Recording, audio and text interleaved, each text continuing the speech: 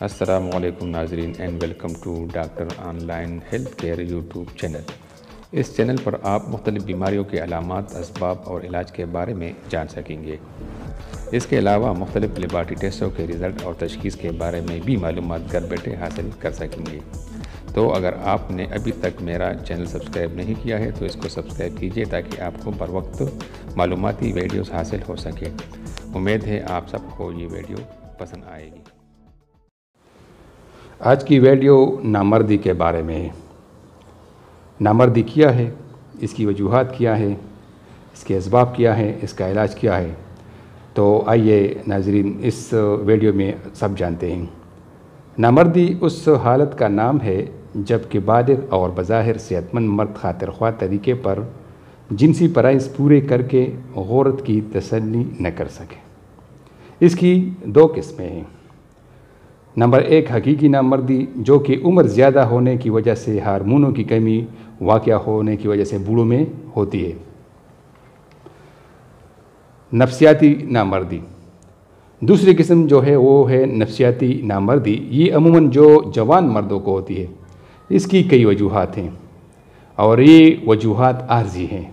اس پر صرف توجہ دینے کی ضرورت ہے، علاج کی ضرورت اس کی نہیں پڑتی۔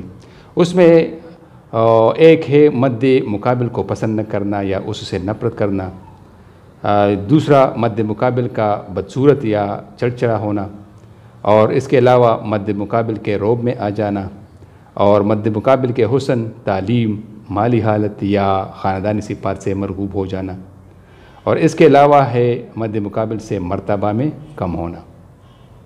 اس کے علاوہ یہ بھی ایک وجہ ہے کہ پریشانی، بیماری، تھکاوٹ کی حالت میں انسان دماغ کے فعل کو سر انجام نہیں دے سکتا اور یہ اسی حالت میں کرنے کی کوشش کرے تو پھر یہ فعل ہوتا ہے، اور یہی فعل ہونا اس کے آئندہ زندگی کے لیے خطرناک باعث بن سکتا ہے۔ تو اسی حالت میں کبھی بھی جمع کی کوشش نہیں کرنی چاہیے۔ اس کے علاوہ ہم دیکھتے ہیں کہ بعض رسالوں میں، FM ریڈیو پر، TV پر وغیرہ میں مختلف اشتہارات آتے ہیں مجزنی کے بارے میں، جریان کے بارے میں، اور انہی اشتہارات کو جوان لوگ پڑھ کر اپنے دل میں یہ خیال بٹھا لیتے ہیں کہ اس کو بھی نامردی ہے، جریان ہے یا احتلام وغیرہ بیماریاں لگ گئی ہیں۔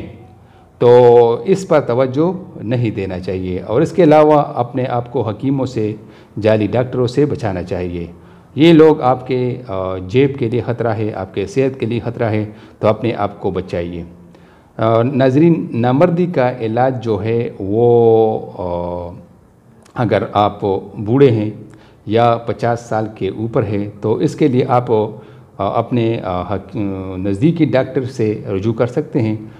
اسی طرح کتابوں میں یا اخباروں میں یا نیٹ پر کسی بھی دوائی کو اپنے لیے مفید تصور نہ کیجیے، بلکہ اس کے علاج کے لیے میں آپ کو تجویز دوں گا کہ قریبی ڈاکٹر سے مشورہ کیجیے، یا اگر آپ مجھ سے مشورہ مانگتے ہیں تو آپ کمنٹ میں آئیے اور اپنا مسئلہ بیان کیجیے، پھر میں آپ سے تفصیل سے علامات لوں گا اور اسی علامات کے مطابق آپ لوگوں کو میں علاج سینڈ کروں گا۔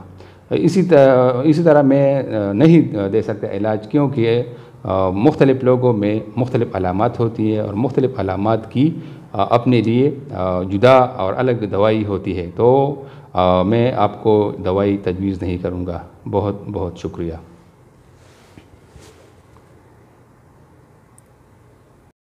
ناظرین، ویڈیو دیکھنے کا بہت بہت شکریہ۔ امید ہے آپ سب کو یہ ویڈیو پسند آئی ہوگی۔